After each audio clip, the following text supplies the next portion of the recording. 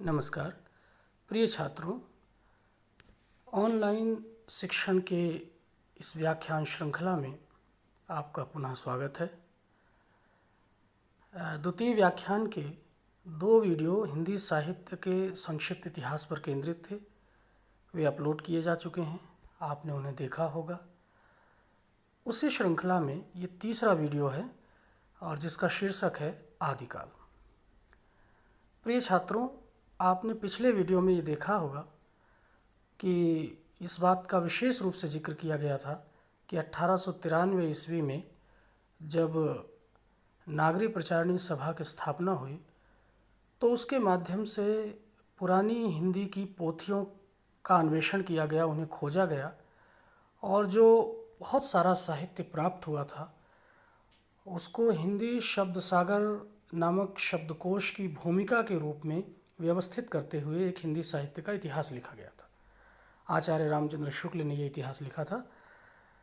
तो जब वो इतिहास लिख रहे थे तो उनके सामने एक प्रश्न ये था कि इस संपूर्ण साहित्य को अध्ययन की सुविधा की दृष्टि से हम किस प्रकार से विभाजित करें। तो उन्होंने काफ़ी चिंतन मनन के बाद पूरे उन समस्त पोथियों का अध्ययन करने के बाद उनके बारे में विचार विमर्श करने के बाद ये निर्धारित किया कि ये समस्त पोथियों को मोटे तौर पे 4 भागों में बांटा जा सकता है। कुछ पोथियाँ ऐसी हैं जिनमें एक विशेष प्रकार का छंद, एक विशेष प्रकार की विषय वस्तु दिखाई पड़ती है और फिर 100-200 वर्षों के बाद दूसरे किस्म की ऐसी पोथियाँ भी दिखाई पड़ती हैं जिनकी विषय वस्तु बिल्कुल अलग है, भाषा शैली भी अलग है, उनकी छंदो रचना अलग है बिल्कुल।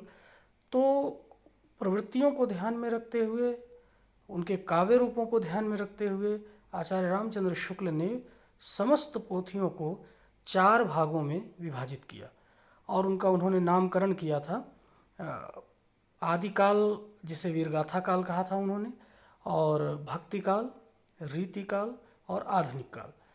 तो इस तरह से समस्त हिंदी साहित्य को इन 4 कालों में बांटा गया था।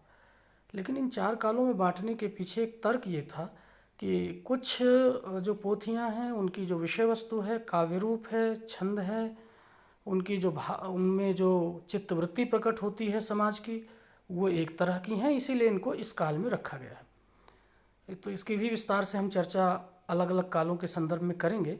तो आज का जो विषय है वो है आदिकाल। आदिकाल हिंदी साहित्य के इतिहास का सबसे विवादास्पद काल रहा है। इसके नामकरण को लेकर, इसके समय को लेकर के अक्सर विद्वानों में गहन चर्चा, वाद विवाद होती रही है। तो इस क्रम में हम एक संक्षिप्त जानकारी इस बात की लेंगे कि वस्तुतः आदिकाल जो हिंदी साहित्य का एक काल है उसके बारे में अलग अलग साहित्यकारों और साहित्य के इतिहासकारों की क्या धारणा और राय रही है। मोटे तौर पर आदिकाल का जो समय है वो 7वीं शताब्दी के मध्य से लेकर 14वीं शताब्दी के मध्य तक माना जाता है। नामकरण और काल विभाजन को लेकर के अलग अलग विद्वानों ने क्या राय व्यक्त की है वो हम देख सकते हैं।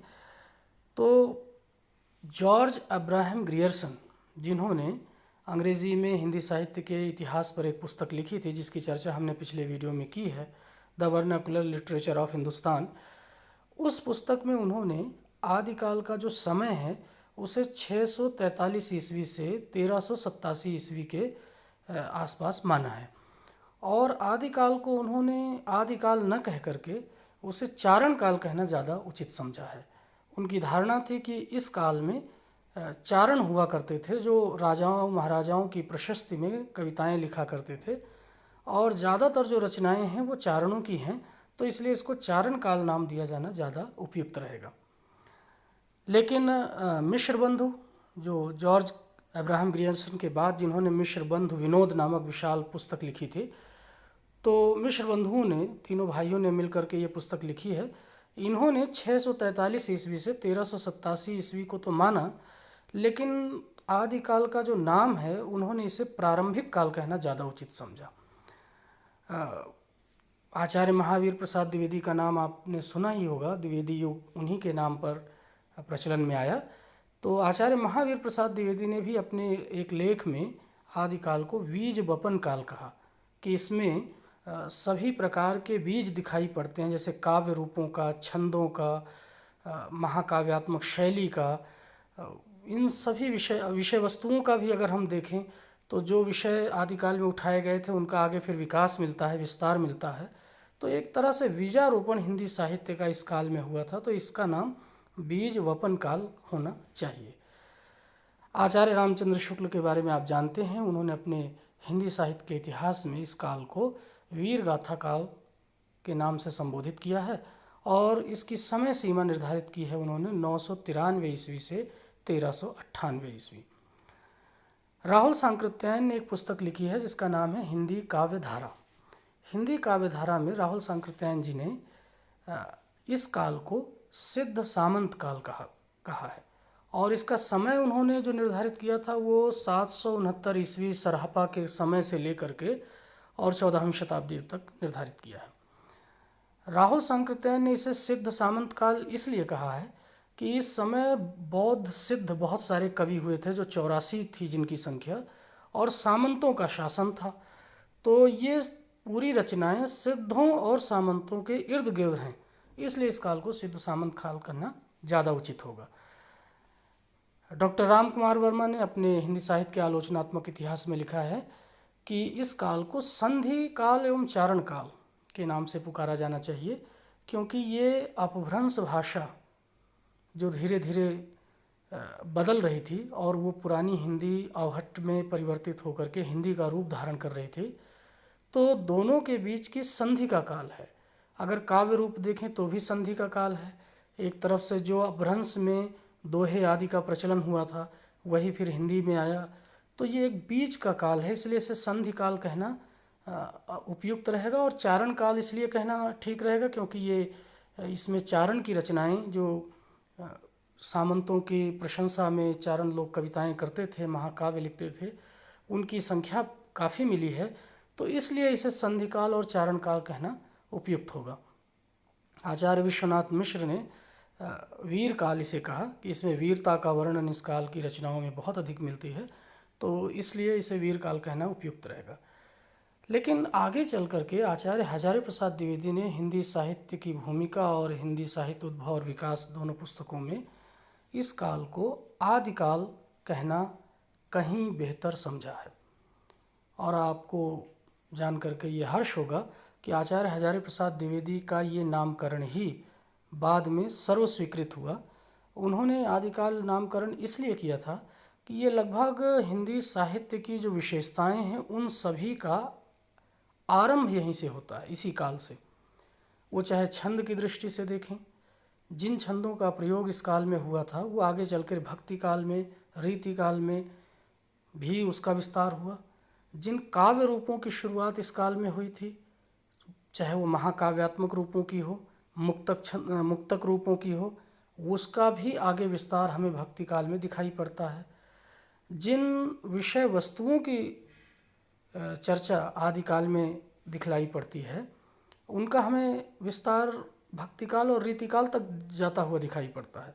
तो एक तरह से ये काव्य की दृष्टि से, विषय वस्तु की दृष्टि से, हर प्रकार से ये हिंदी साहित्य के आरंभ का काल है, इसीलिए इसे आदिकाल कहना कहीं अधिक उचित होगा।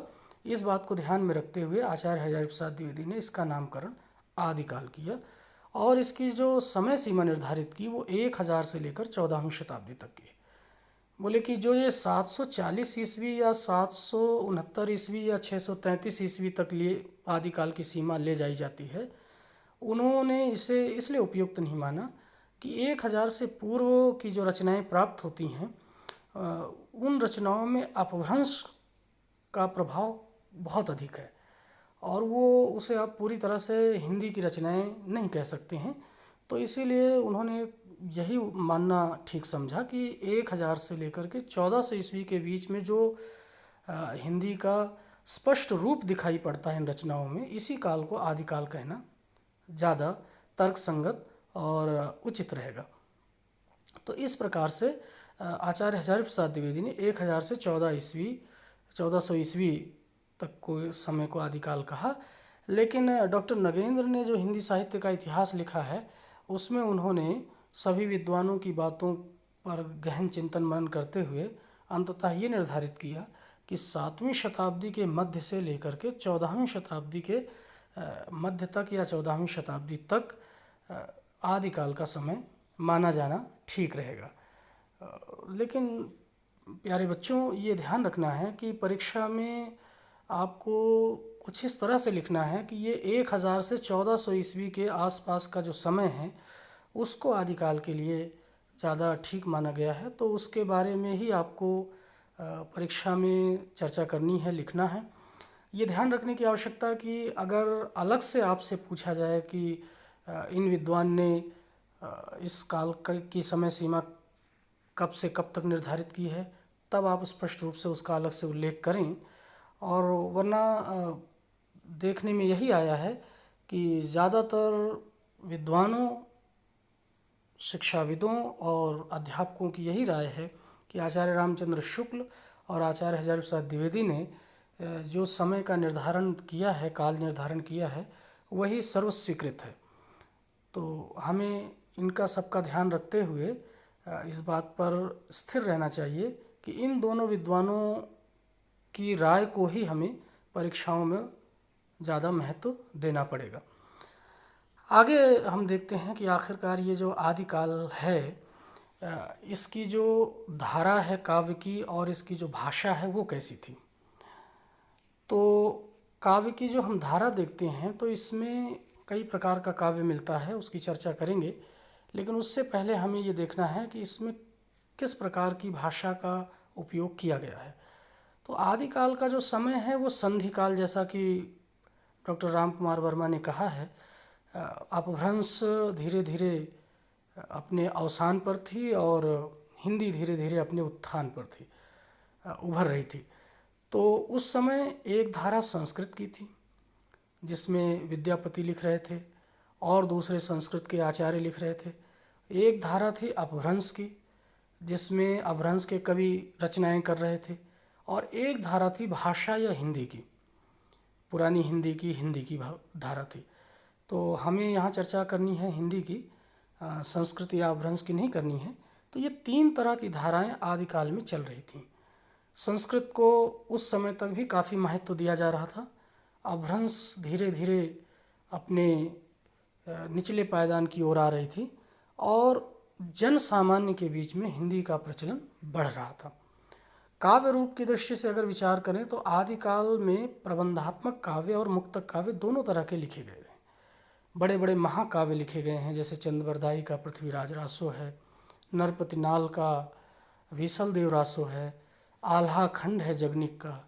तो बड़े बड़े महाकाव्य लिखे गए और उन महाकाव्यों की विषय वस्तु तत्कालीन सामंतों के युद्ध, प्रेम, उनकी श्रृंगारिकता आदि ही मुख्य रूप से विषय वस्तु हैं, उन्हीं का वर्णन दिखाई पड़ता है। लेकिन ऐसा नहीं है कि उस काल में और दूसरे तरह का साहित्य नहीं लिखा गया है, लिखा गया है, उसका भी हम जिक्र करेंगे। तो आगे अगर हम ये देखते हैं तो आदिकाल में जो भाषा है, भाषा आदिकाल का जो केंद्र था वास्तव में वो राजस्थान था। राजस्थान से लेकर जो हरियाणा, राजस्थान और पंजाब की सीमा तक का जो क्षेत्र था, वहाँ के घटनाएं, वहाँ के सामंत, वही आदिकाल के काव्यों के विशेष रूप से केंद्रीय विषय थे। तो राजस्थान में उस समय जो भाषा बोली जाती थी या जिसमें लिखा जाता था उसे पिंगल और डिंगल, जो पिंगल भाषा थी उसमें प्रशस्ति, वीरता का वर्णन, राजस्थानी का प्रभाव हुआ करता था, उसमें अपभ्रंश का भी प्रभाव रहता था, और एक में थोड़ा सा ब्रज भाषा का अधिक प्रभाव और एक में खड़ी बोली और राजस्थानी का प्रभाव दिखाई पड़ता था। तो उन भाषाओं का सहारा लेकर के उनके माध्यम से ये रचनाएं हुआ करती थी। आदिकाल में मुख्यतः 6 प्रकार के साहित्य धारा या 6 प्रकार की रचनाएं हमें देखने को मिलती हैं। एक है सिद्ध साहित्य, जो बौद्ध धर्मावलंबी थे, उन्होंने दोहों के रूप में जो समाज के आडंबर हैं, सामाजिक कुरीतियाँ थी, उनका खंडन मंडन करते हुए बहुत सारे दोहे लिखे, उनमें से एक प्रसिद्ध कवि हुए हैं सरहपा। तो जो सरहपा हैं उन्हीं को बल्कि राहुल सांकृत्यायन जी प्रथम कवि मानते हैं हिंदी का, और 769 ईस्वी के आसपास उनका समय निर्धारित करते हैं।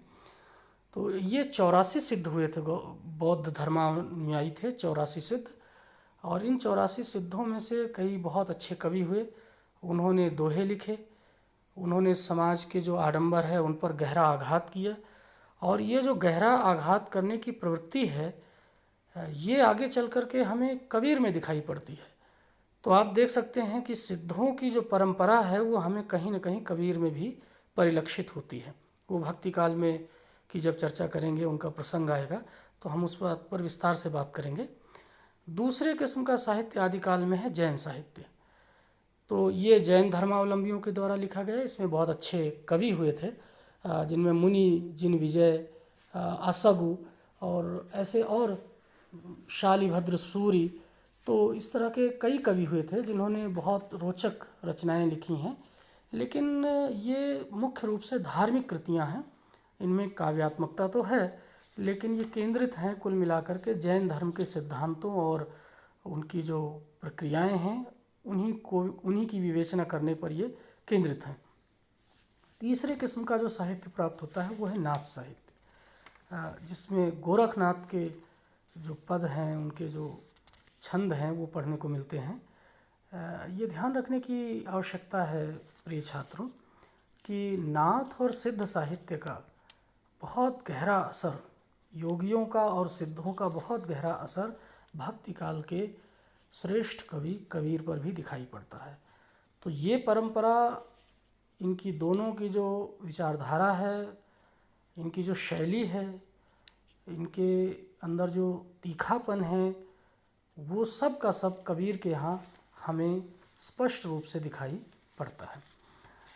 चौथे किस्म का जो साहित्य है जिसे आचार्य रामचंद्र शुक्ल ने विशेष महत्व दिया था और जिसके आधार पर ही इस काल का नामकरण उन्होंने वीर गाथा काल किया था, वो है रासो साहित्य। रासो साहित्य एक प्रकार का ऐसा साहित्य था जिसमें राजाओं के प्रेम, उनकी वीरता, उनकी शक्तिमत्ता, युद्धों का वर्णन मिलता है। चंद्रवरदाई का पृथ्वीराज रासो, नरपतिनाल का विसल देव रासो, आल्हा खंड जगनिक के द्वारा जो लिखा गया था, और दलपत विजय के साहित्य की चर्चा अक्सर हुआ करती है आदिकाल के प्रसंग में। तो ये जो रासो साहित्य है, कम से कम 10-12 कृतियाँ ऐसी हैं जिनके आधार पर आचार्य रामचंद्र शुक्ल ने माना कि वास्तव में जो आदिकाल का समय है वो वीरता का और प्रशस्ति का समय है। तो इस आधार पर इसे वीर गाथा काल, वीरों की गाथाओं का समय है। इसमें वीरों की गाथाएं ही गाई गई हैं। हालांकि बाद में विद्वानों ने जब इसकी जांच पड़ताल की तो बहुत सारी रासों की कृतियां जो हैं वो आदिकाल के समय से बहुत बाद की मिली। तो इसी बात पर फिर विवाद हुआ कि जिन कृतियों के आधार पर, जिन रचनाओं के आधार पर, जिन वीर गाथाओं के आधार पर आचार्य रामचंद्र शुक्ल ने आदिकाल का नाम वीर गाथा काल किया था, जब वे रचनाएं ही बहुत बाद की हैं तो फिर उनके आधार पर वीर गाथा काल नाम कैसे दिया जा सकता है। और इसी विवाद के कारण फिर वीर गाथा काल के स्थान पर आदिकाल कहना ज़्यादा उचित समझा गया। पांचवी जो आदिकाल की साहित्य धारा थी वो लौकिक साहित्य की थी। लौकिक साहित्य का अभिप्राय यह है कि जो लोक में जुड़े तमाम विषय थे, प्रेम या फिर लौकिक जो संदर्भ थे, उन पर उन्होंने साहित्य रचना की है। तो ऐसे साहित्य रचनाओं में एक राजस्थान में बहुत ही प्रसिद्ध कथानक है ढोला मारूरा दूहा के। तो वो जो लोक काव्य है वो भी हमें आदिकाल में प्राप्त होता है। इस लोक काव्य की बड़ी प्रसिद्धि है राजस्थान में, और आज तक भी लोग इसकी कथा को कहते सुनते हैं। इसके अलावा एक लौकिक साहित्य के अंतर्गत महान कवि खुसरो की रचनाओं को भी रखा जा सकता है, जिनकी पहेलियाँ, मुकरी, दो सुखने, इस प्रकार की छोटी छोटी रचनाएं उन्होंने की हैं, जिसमें खड़ी बोली का प्रभाव दिखाई पड़ता है। वो राजस्थानी में नहीं है। बिहार के, मिथिलांचल के जो कवि थे विद्यापति, वो संस्कृत के साथ साथ इस काल में अपनी बोली में भी रचनाएं कर रहे थे, मैथिली में भी रचनाएं कर रहे थे, वो भी इसी काल के थे। तो इस तरह से आदिकाल को अगर हम देखें तो ये 5 किस्म की काव्य धाराएं और एक छठी जो गद्य कृतियां हैं वो भी मिलती हैं हमें। आपने सुना होगा कि आधुनिक काल को गद्य काल कहा जाता है और खड़ी बोली में गद्य रचनाएं आधुनिक काल में ही शुरू हुई। लेकिन ऐसा नहीं है कि इसके पूर्व रीति काल में, भक्ति काल में और आदि काल में गद्य की रचनाएं हुआ ही नहीं करती थीं। गद्य लेखन उस समय भी था। ये बात अलग है कि जो प्रमुखता, जो महत्व काव्य भाषा को मिली थी, काव्यों को मिली थी, वो गद्य को नहीं मिली थी। ये बात सही है। लेकिन उस समय भी गद्य कृतियाँ मिलती हैं। जैसे वेल है। राउर वेल में जो है वो रोडा नामक एक लेखक ने ये चंपू काव्य उसे कहा जाता है जिसमें गद्य भी हो और पद्य भी हो। तो ये उस किस्म की रचना है। इसके अतिरिक्त एक दामोदर शर्मा की उक्ति व्यक्ति प्रकरण नामक गद्य कृति भी हमें आदिकाल में मिलती है। ज्योतिरीश्वर ठाकुर की वर्ण रत्नाकर नाम की एक रचना गद्यात्मक कृति मिलती है। तो आदिकाल में भी गद्य कृतियाँ थीं, लेकिन उनका महत्व, उनका प्रसार उस स्तर का नहीं था जो आधुनिक काल में देखने को हमें मिलता है। इस काल की जो मुख्य प्रवृत्तियाँ और प्रमुख विषय थे उनमें श्रृंगार, श्रृंगारिकता, वीरता, धार्मिक विषय भी थे, प्रशस्ति और लौकिक विषय भी था। तो ये एक भरा पूरा काल था जिसमें भाषाओं का उभार हो रहा था। धीरे धीरे हिंदी एक नया रूप ले रही थी, काव्य रूप बदल रहे थे। जिन दोहों की चर्चा हम कबीर के संदर्भ में करते हैं वे दोहे यहाँ सिद्धों के यहाँ बहुत मिलते हैं।